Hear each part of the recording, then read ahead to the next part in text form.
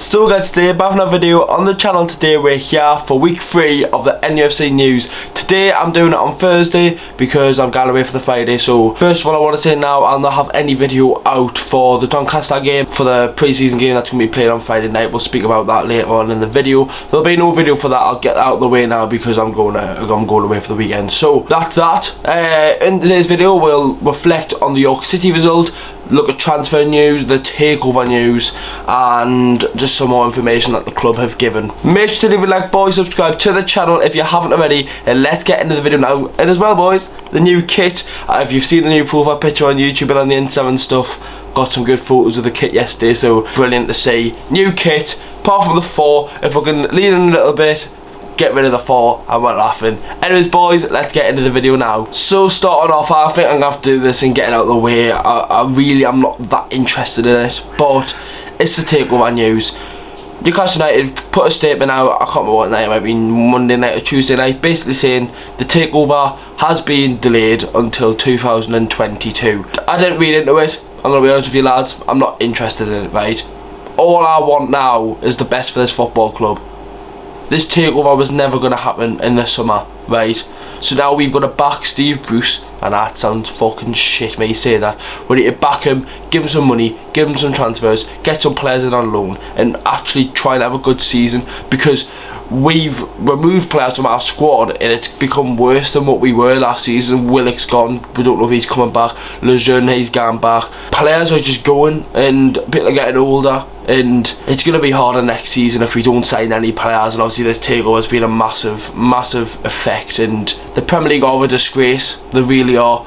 Leaving one fans, Newcastle fans, Premier League fans in with no answer, and just letting us sit here and just look like the mug, but we're not the mug in this situation, it's them cunts. Richard Masters, you fucking horrible little prick. Honestly, can't stand the bloke, and what he's done is it's disgraceful, it really is.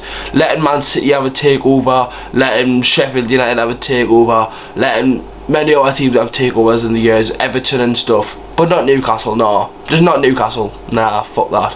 Fucking prick. Anyways, I've got the takeover out of the way, let's speak some real talk about Newcastle.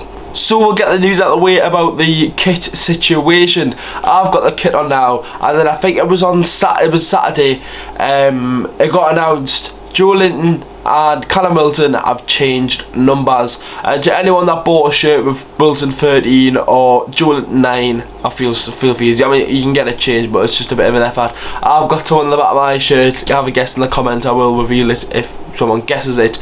Joe Linton is now number 7, and then obviously Wilson number 9. And watched the interview, and Wilson basically asked Joe Linton if he could have it, and I think it gives a little bit of pressure off Joe Linton. Like, the Newcastle 9 number shirt is one of the most iconic shirts in the Premier League, you could say, with Alan Shearer, with Andy Cole, with Sir Jackie Milburn, with many other players, many other legends of Newcastle United have wore that shirt. Some ups, some downs. We've had a lot of good ones, a lot of shit ones, but if Wilson's ready to stay at Newcastle, he can always have the number 9 shirt, and after getting 25 games, 12 goals, 5 assists, he can have the number 9. It'll be good for Joe Linton. Number 7, it's not like a shit number, it's not like he's been moved from 9 to like 24 or just something daft like that.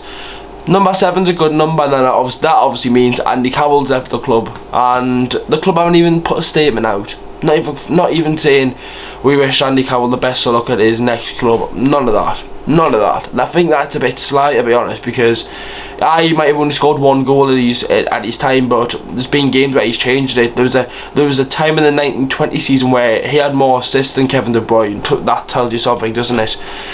He was laying out a beat, and he's a Geordie boy, everyone loves him, but he'll move on to wherever he goes, so that means Joe Linton's got the number 7 shirt. And then a positive coronavirus case came out at Newcastle United, and it was for goalkeeper Carl Darlow. He's been tested positive for COVID, which means Mark Gillespie and Freddie Woodman, who have obviously been in close contact with him, have both got to self-isolate. So yet again, it'll be Dan Langley in goal for the Doncaster game. We'll get onto the Doncaster and York City game in a second, but it's unlucky to say for Darlow. Hopefully he's fine. I had it and it was not a great experience, so hopefully he's symptom free and he's just try to stay cool. COVID more news. Obviously the restrictions are now lifted, so it means we can go to the games with a full stadium. But it also means vaccines and stuff. So I've had my first vaccine. I'm getting my second vaccine sometime in September, I'm guessing. And all the Newcastle players got their vaccine yesterday, and good. I thought they would have been one of the first people to get it. So they've been playing in the Premier League without the vaccine, but obviously in November 2020, a lot of the team got affected by COVID, and it was shit to see. It really was. A week of football got put out away, but they've got their first dose and they'll get the second dose in 8 weeks time.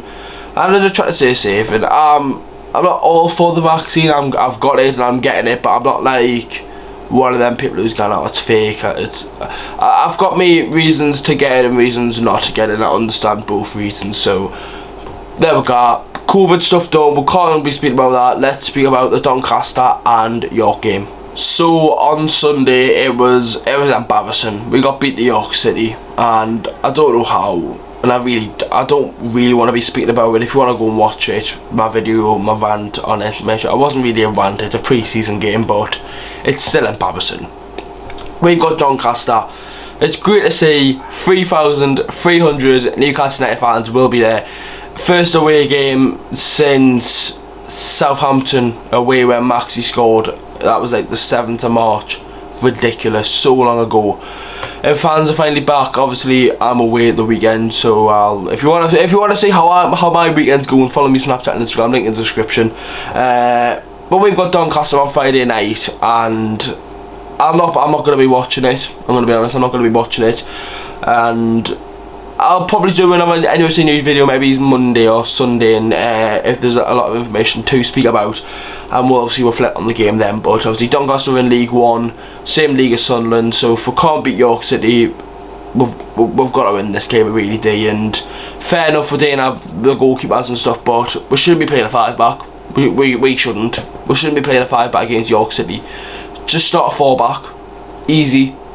Play Lewis left back, give him some game time.